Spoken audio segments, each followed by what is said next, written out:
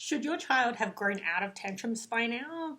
This is a question that comes up so often where we're thinking, but wait, my child is 3, 4, 5, 6, even 7, and they're still tantruming. And does that mean that there's something wrong that we need to do something about it? My name's Jodie Thornton, and I'm going to take you through what causes tantrums and when we need to do something about it.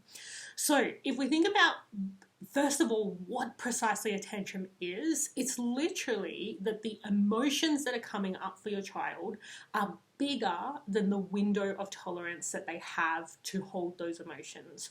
So if we think about what that might mean in practice, is that if your child is tired, hungry, going through a big change, so starting school, changing classes, going to a new room at daycare, moving house, breakups and new family members, there's all sorts of things that would cause the change itself causes their window of tolerance to shrink, as well as there's a time in developmental stages where their windows are shorter. So if you think about between the ages of 1 and 7, 1 and 6, it happens at the half birthday, so 1.5, 2.5, and so on.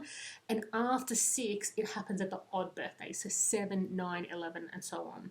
And so if we think about what in those times, what's happening is your child has a whole new range of capacity in their brain, and a very untechnical explanation is that in order for the new parts of the brain to connect to the old parts of the brain, all the connections that existed already have to break. And so that feels like all the rules are off. So if we think about what that would mean for your child, it does make it more difficult if their neurology is shifting in those moments. So this being the case, there obviously are times where we're more likely to see tantrums at those half birthdays, when there's big changes happening. There's all these reasons.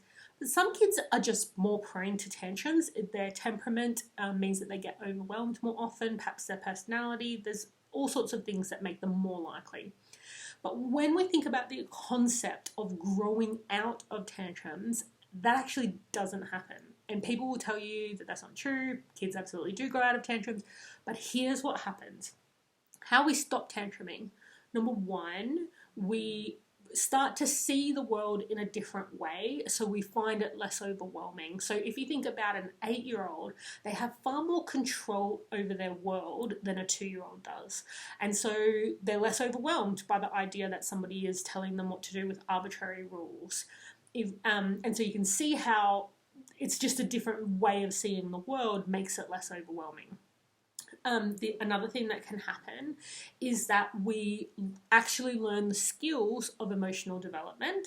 So we learn to actually regulate ourselves. So we really understand our feelings. They don't become overwhelming because we learn to process them. Another thing that can happen is the behavior transitions into something else. So for some kids you might see, they might stop tantruming, but they'll start whining. Or they might stop tantruming, but they'll start, anytime there's a conflict, they will withdraw. They'll go into another room, they just won't participate. You see people pleasing come up. This is where if there's a conflict, so as I don't get overwhelmed, I'm just going to do what everybody else wants. I'm not going to worry about what's important to myself. You also see the pushing down of feelings. So it's like holding a beach ball underwater. If you really work on your biceps, you can get really good endurance at pushing those feelings down. And everybody knows adults who don't connect to their feelings. I used to be one of them. But there's a lot of people who really just don't connect to their feelings. They're just holding them down. And so you can see in none of these scenarios is it simply just a matter of growing out of tantrums. It's either the skills or a new way of looking at the world, and perhaps you could say that that's kind of growing out of tantrums. But the third thing is that the behavior transmits into something that is, I was about to say worse. I'm not entirely sure it's worse, but it's not going away. It just becomes something else. Of course, we all know adults who still tantrum, right? So we notice that it's not a problem if your child is a certain age and still having tantrums. All we want to do is, in my view, if you are overwhelmed in your own life, you can totally wait to see if the phase passes. Things can become more adjusted for them. They can settle into their class at daycare. They can get used to the new house or the new partner that's coming along. Absolutely, you can just see if it goes away. But the second option, in my view, is really, let's just give them the skills to understand their feelings.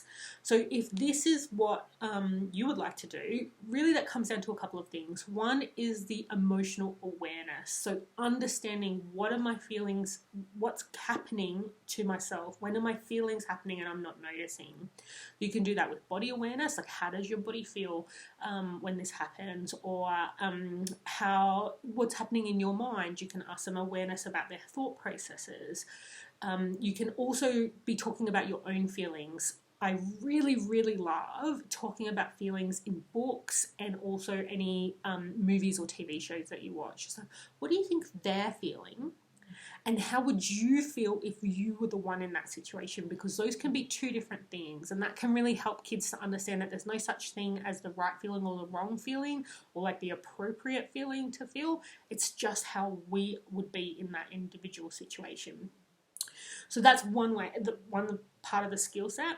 Another part of the skill set is figuring out what is the root cause of the feeling, which is in other words, is what is the need. So what is the need underneath the feeling that they need to get to so that we can actually meet the need? We can solve the problem itself.